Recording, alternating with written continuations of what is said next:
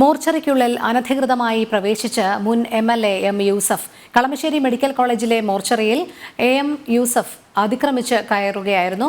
മോർച്ചറിയിൽ പോസ്റ്റ്മോർട്ടം നടക്കുന്നതിനിടെയാണ് മുൻ MLA അകത്ത് കടന്നത്. മറ്റൊരു മൃതദേഹം ആദ്യം പോസ്റ്റ്മോർട്ടം ചെയ്യണം എന്നാവശ്യപ്പെട്ട് മുൻ MLA മോർച്ചറിയിൽ ബഹളവും ഉണ്ടാക്കി. അതേസമയം താൻ ബഹളം വച്ചിട്ടില്ലെന്നും ആശുപത്രിയിലെ വനിതാ ജീവനക്കാർ തന്നോട് തട്ടിക്കയറിയെന്നുമാണ് എം യൂസഫിന്റെ പ്രതികരണം.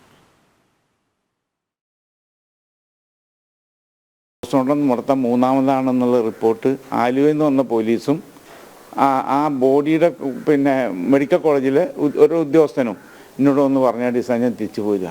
അതല്ലാതെ ഈ ബോഡി ആദ്യം ചെയ്യണമെന്ന് പറഞ്ഞിട്ട് ഞാൻ അങ്ങനെ ഒരു സംഭവമേ ഉണ്ടായിട്ടില്ല. പച്ച നുണയാണ്, കള്ളമാണ്. അങ്ങനെ ചെയ്യേണ്ട കാര്യമില്ല. നമ്മൾക്ക് അനുഭവമുള്ള, ഞാൻ മുനിസിപ്പൽ ചെയർമാനായിരുന്നു, ഒരുപാട് അനുഭവമുണ്ട്. ഈ അസിസ്റ്റന്റ് പോലീസ് സർജൻ ആയിരുന്നു ഡ്യൂട്ടിയിലുണ്ടായിരുന്നത്. അപ്പോൾ അദ്ദേഹം തിരിച്ചറിയാതെയാണോ ചൂടാവുകയായിരുന്നു, അങ്ങനെയാണോ? ഏത് ഉദ്യോഗസ്ഥനാണ് ഉണ്ടായെന്ന് അറിയില്ല. ഞാൻ അവരിയ്ക്കുന്നിടത്ത് എന്നത്, പക്ഷെ അവർ മര്യാദ പെരുമാറിയില്ല.